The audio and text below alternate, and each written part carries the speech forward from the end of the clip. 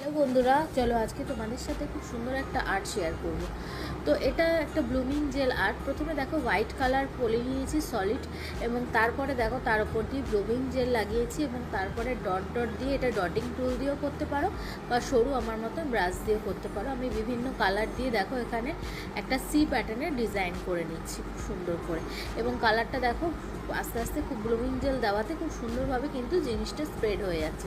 এবং তারপরে দেখো লাইনগুলোকে সব ভেতরের দিকে আমি লম্বা লম্বা করে দাগ টেনে নিচ্ছি, এবং দেখো কত সুন্দর একটা ডিজাইন হচ্ছে রেইনবো টাইপের।